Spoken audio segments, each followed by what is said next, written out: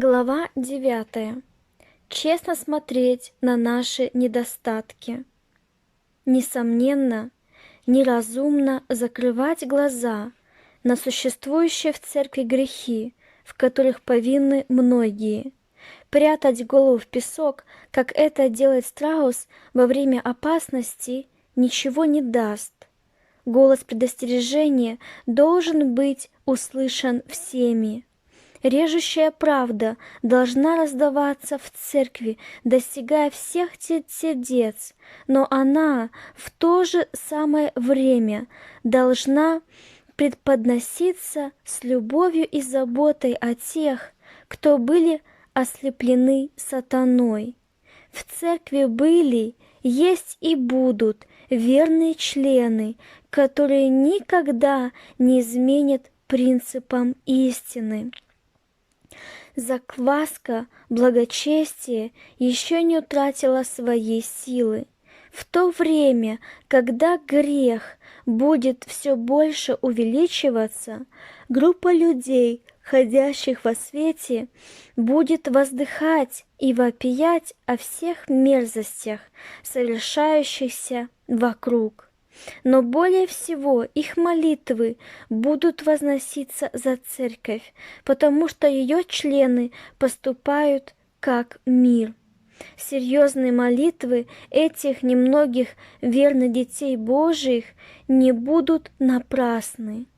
Когда придет Господь во гневе Своем, Он также будет в то время и защитником, и покровителем всех тех, кто сохранял веру в чистоте, а себя незапятнанным от мира.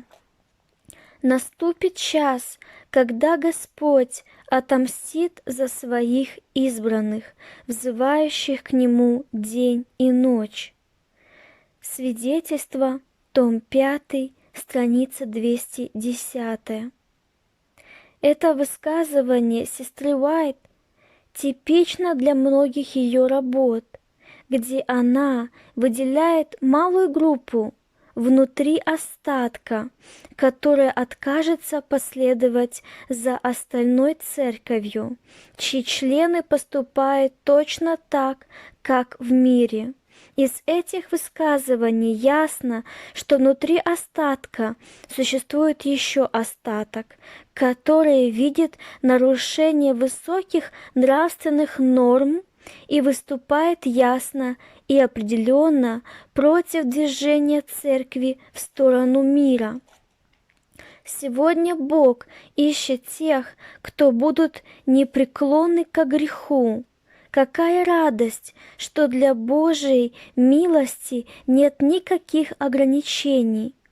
Каждый из нас имеет преимущество прямо сейчас подчинять Богу и Его вести в свои способности. Бог не призывает нас к половинчатому служению. В этом нет никакой радости и счастья. Что общего между истиной и ложью? Бог хочет, чтобы Его остаток бесстрашно свидетельствовал в отношении каждого учения и каждого вопроса, возникающего в отношении истины. Наша церковь является истиной не только потому, что она укладывается в историческое и пророческое точное определение.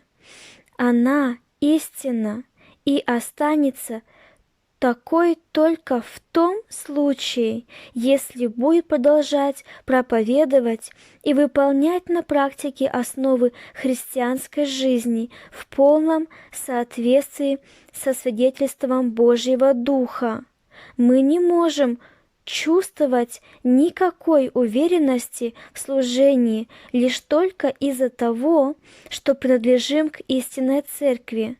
Наша безопасность покоится на личных взаимоотношениях со Христом, которые производят повиновение и веру.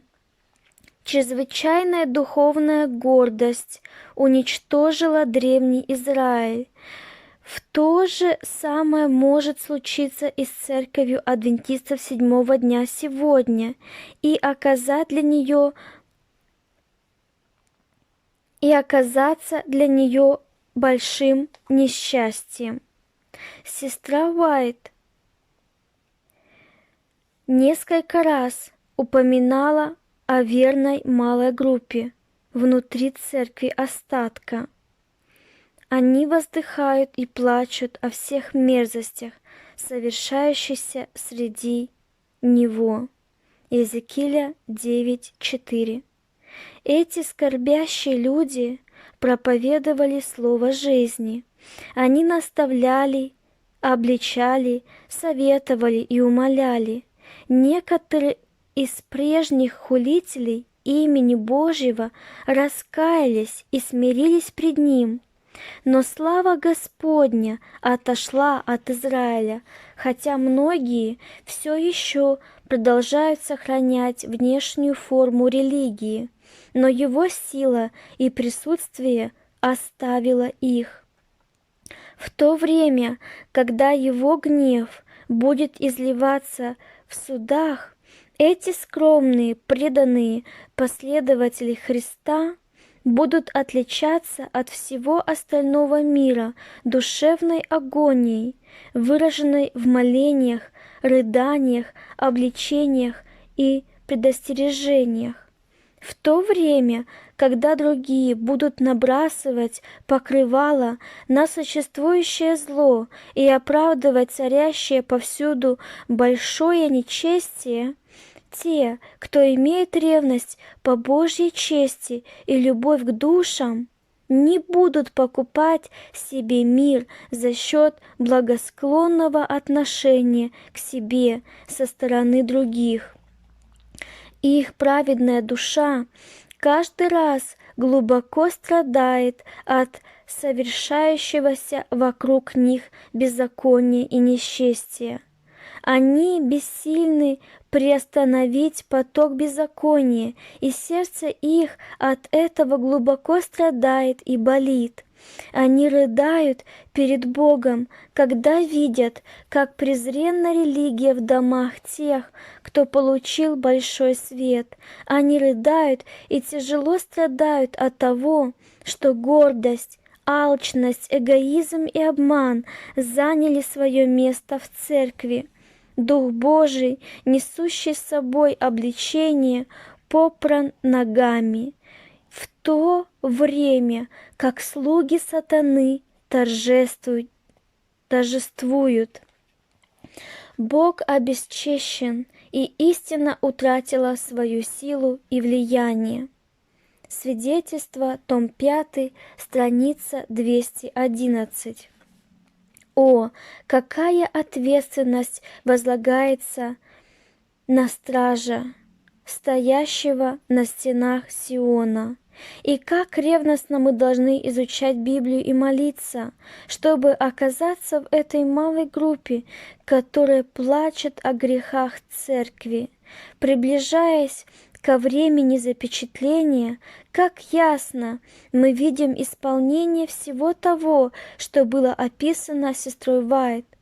Мы изо всех сил стремимся закрыть пролом, в который ломится мирской дух. Ежедневно нам необходимо взывать, чтобы Дух Божий сохранил нас от скольжения вниз и защитил ум от хитрейших обманов сатаны.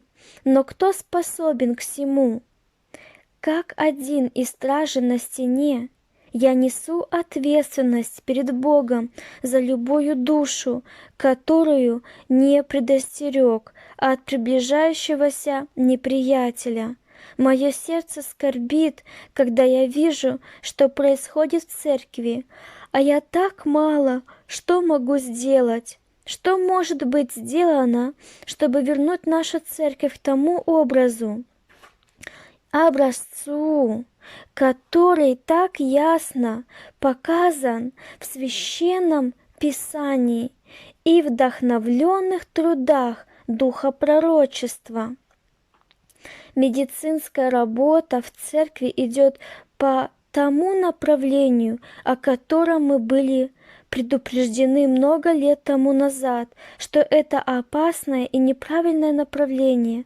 Администрация наших учреждений начинает отделяться от церкви и попадает под руководство высокооплачиваемых медицинских профессионалов.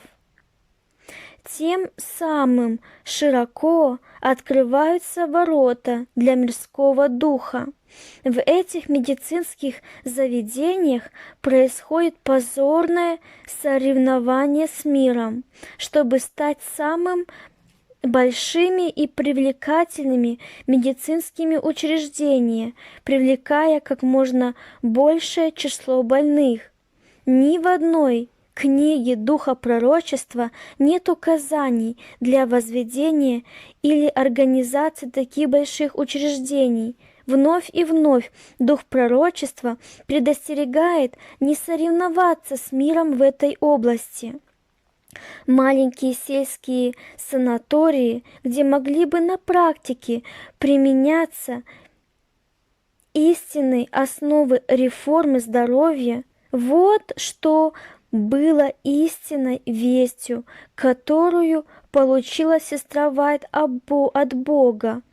Как сохранить и защитить вклады тех миллионов долларов, на которые были построены медико-хирургические городки, где отвергаются инструкции и советы, данные Богом. Советы Духа Пророчества в отношении опасности применения лекарств абсолютно теперь не принимаются во внимание.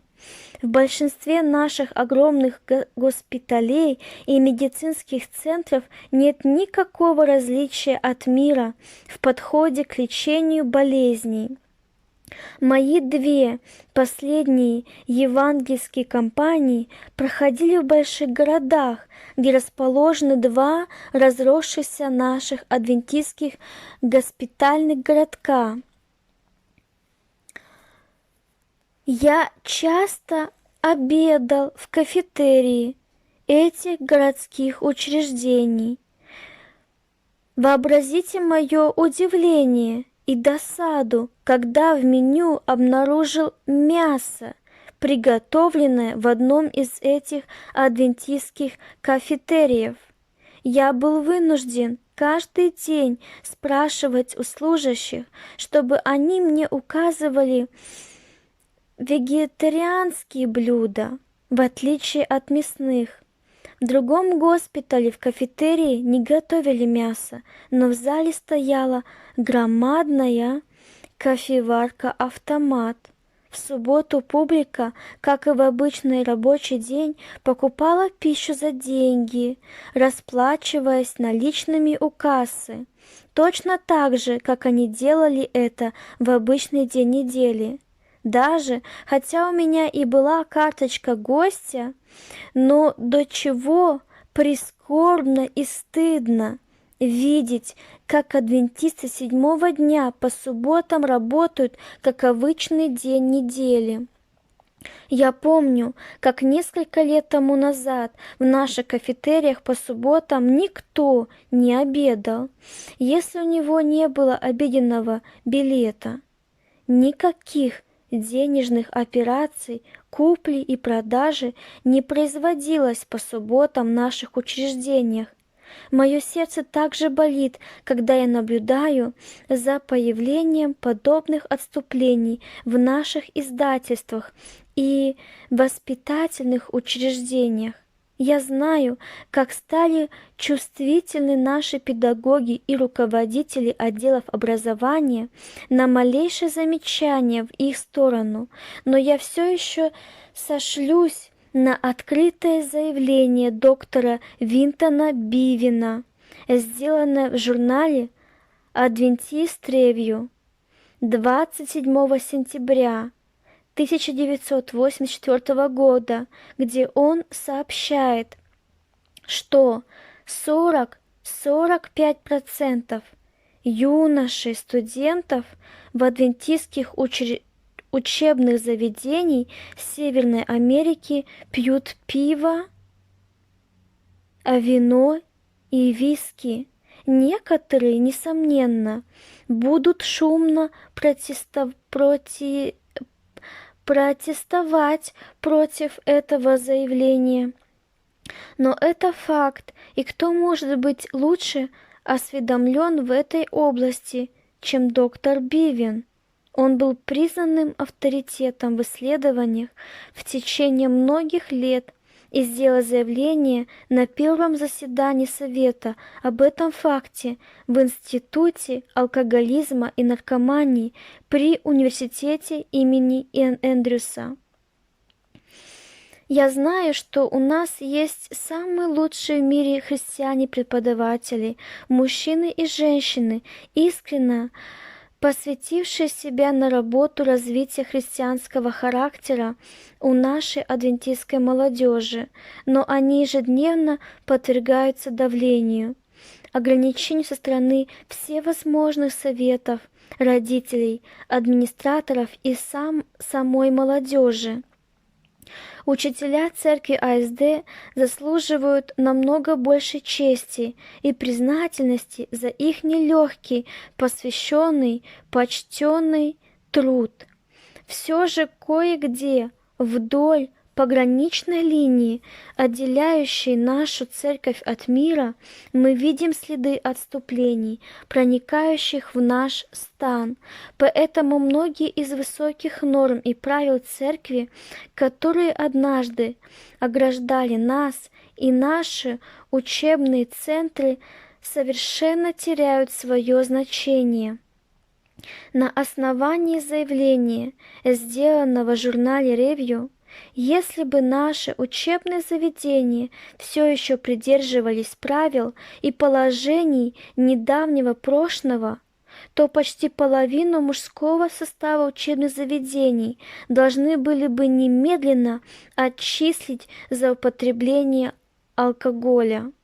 Но их продолжающееся пребывание в христианских учебных заведениях говорит о печальной, приносящей скорбь трагедии, что в адвентистских учебных заведениях эти законы на сегодняшний день не имеют больше силы, поэтому студенты учатся и продолжают пить.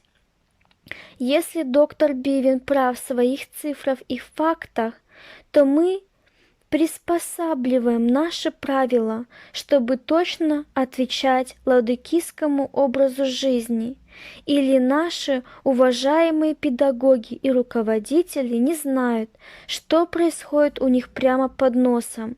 Вместо того, чтобы призвать к порядку и восстановить христианский образ поведения, в некоторых адвентистских школах учреждают программы для лечения алкоголизма.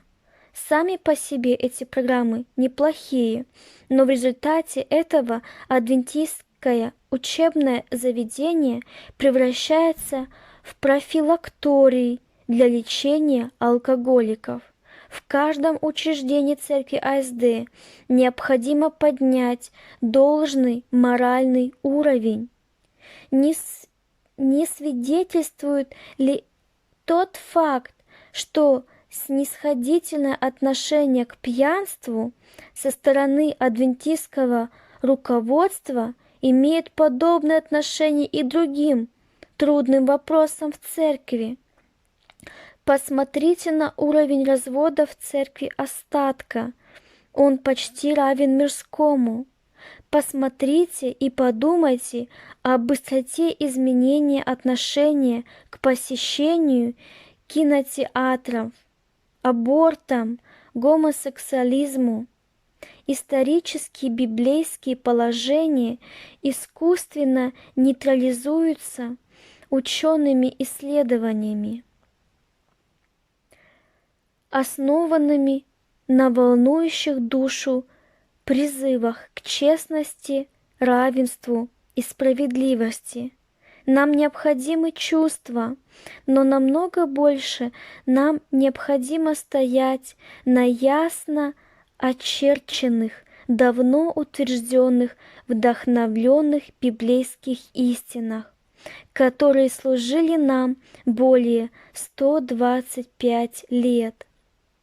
Если бы все, проповедующие настоящую истину миру, были бы на самом деле проповедниками истины, а не против нее, если бы они были мужами Божьим, водимыми Духом Божьим, тогда картина была бы совершенно иной среди царящего морального мрака. Но дух Антихриста в такой степени господствует, как никогда. Мы только можем воскликнуть: «Помоги, Господи, ибо не стало праведного человека, ибо не стало верных между сынами человеческими». Я знаю, что многие думают о настоящем времени намного лучше, чем оно есть в действительности. Эти, любящие покой, души будут поглощены всеобщим истреблением. Однако не будем отчаиваться. Мы склонны думать, что там, где нет верных служителей, нет настоящих христиан. Бог обещал, что там, где пастыри не будут верными Ему, Он возьмет в свои руки заботу о стаде. Бог никогда не делает свое стадо зависящим от людей, но дни очищения церкви очень спешат. У Бога будет чистый и верный народ. В этом сильнейшем просеивании, которое скоро произойдет, мы лучше сможем измерить силу Израиля. Знамения говорят о том, что время близко, когда Господь покажет, что орудие просеивания находится в Его руке, и Он полностью очистит свое гумно. Свидетельство, том 5, страница 80. Сатана будет проявлять свои чудеса, чтобы обмануть, если возможно, и избранных. Он будет стремиться поставить себя выше всех. Может показаться, что церковь падает, но нет. Она стоит, она останется в то время, когда грешники на Сионе будут просеяны. Это ужасное испытание. Остаток, который очищает свои души послушанием истине, примет силу посредством тяжелого испытательного процесса. Я просила о значении просеивания, которое видела, и мне было показано, что оно будет вызвано строгим свидетельством верного свидетеля к Ладыкии.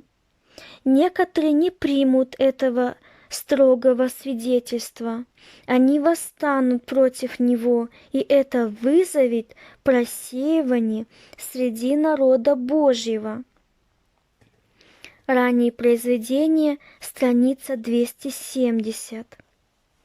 Разве мы уже не находимся в периоде просеивания, когда церковь очищается посредством ложных учений и действий? Какая ответственность возлагается на тех, кто стоят во главе различных конференций и учреждений? Ничто не должно вклиниваться между нашим народом и работой истинного возрождения и реформы.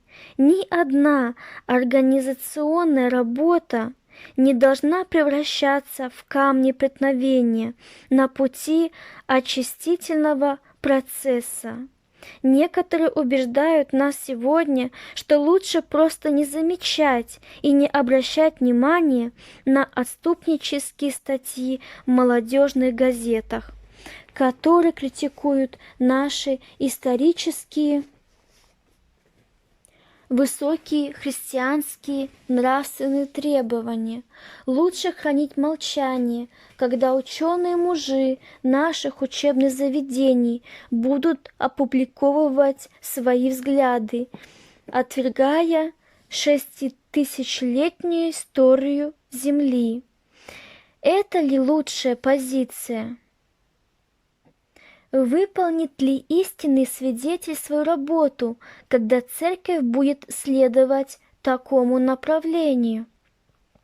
Это ли неявное сопротивление ладыкийскому призыву к покаянию в тяжких грехах со стороны руководителей церкви?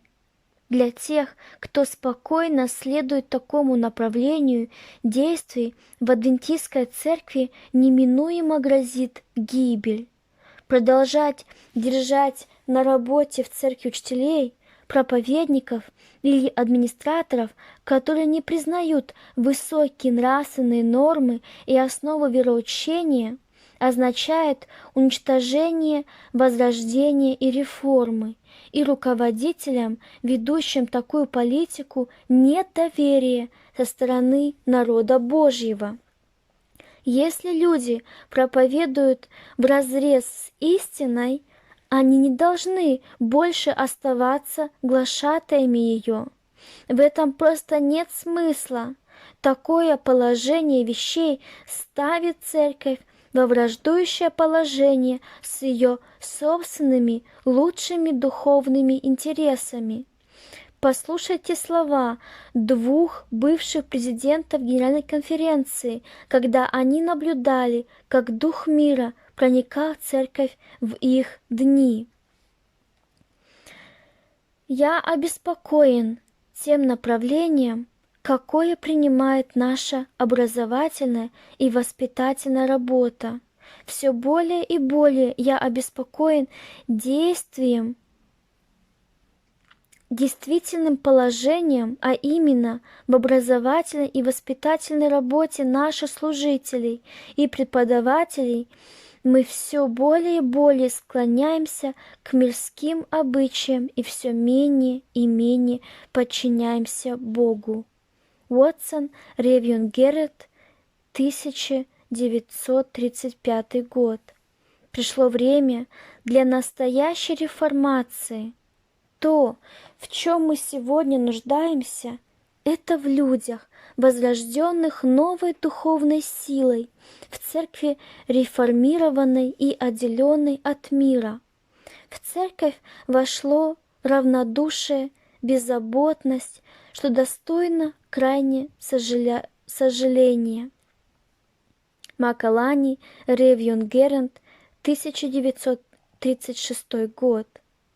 В тот же самый год редактор журнала Ревьюн Геррет напечатал серьезное воззвание, чтобы в церкви было возрождено прямое свидетельство.